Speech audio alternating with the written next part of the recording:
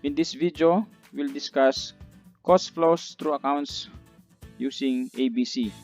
This is the part 2 of my discussion in ABC.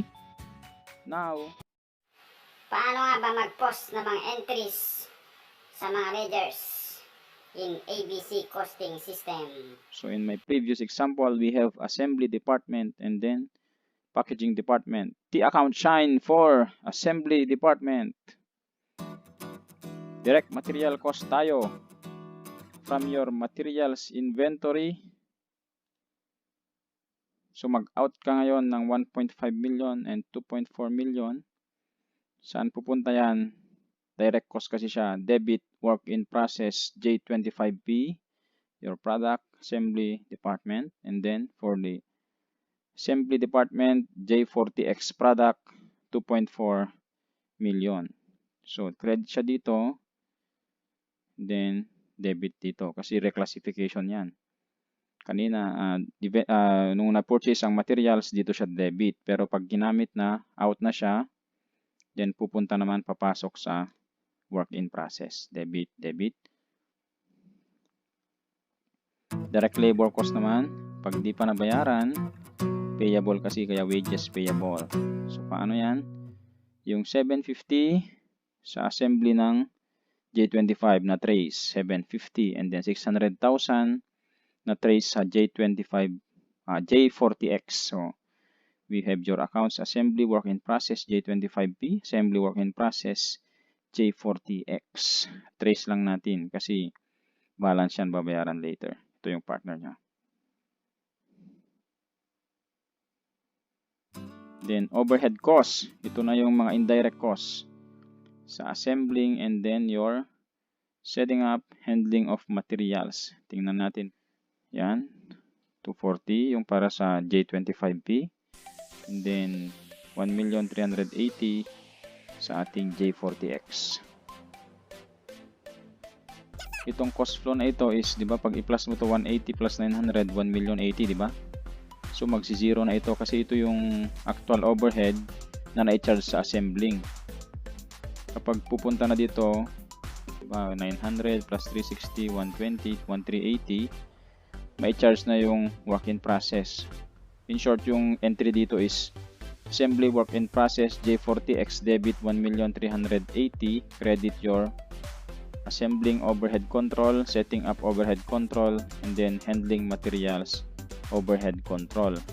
Kapag tanungin ka ngayon dito after ng entry na ito, how much is the balance in the assembling department overhead control? Assuming na dalawa lang ang product, J25 and J40X, 0 na sa assembling, 0 sa setting up, handling of material, 0. Bakit? Napunta na sila sa kanilang mga inventoriable account titles sa bawat product. Yep. So we have transfer from assembly to packaging. Ito naman po yung natapos na sa isang department, pupunta na sa final department natin na packaging bago ibenta. So we have your assembly work in process, diba, 1.5, 750, 240. Pag i-plus mo yan, 2,490,000. Credit na yan. So therefore, ang entry dyan is debit packaging work in process J25P. Ito. Then credit 2.4 million J25P. Magsisiro na itong work in process kasi nga next department na. Then next, same procedure. Assembly, pag i-add mo lahat itong tatlo na cost, 4,380,000. Yun, mag-zero na yan. Kakaroon ng fresh start sa ating packaging work in process J40X product. Pakadali, di ba? So, ito na. Food for your brain. I-apply mo na yung natutunan mo. Imagine you are the owner of a table tennis clinic. Lalaro kasi ako yan pero hindi ako magaling. And is considering to offer a beginner's training clinic for a reduced rate.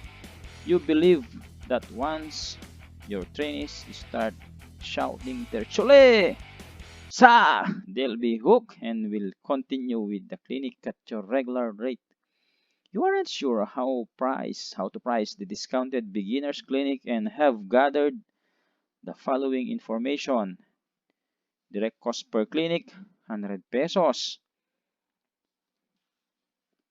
Indirect clinic cost annual. So, ito yung overhead na natin, 140. So, dalawa lang. Direct cost, indirect cost. Then, data, anticipated number of clinic. Lahat na yan, 25 per week, 50 weeks sa isang taon. And then, anticipated number of beginners clinic, 5 week sa 50 week na taon. Anticipated number of trainees for a clinic, 10. So, 10 tao bawat clinic session or training session.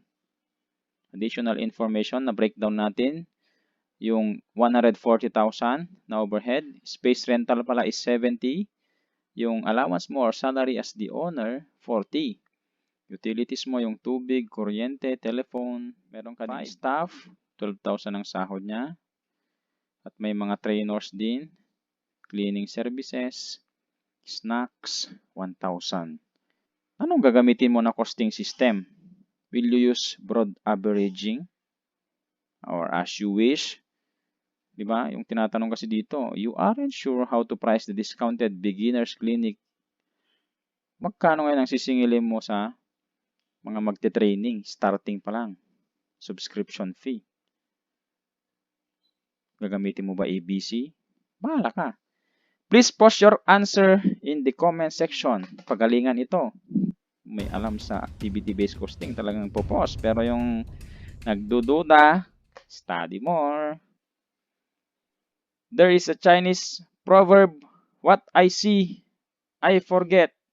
What I hear, I remember.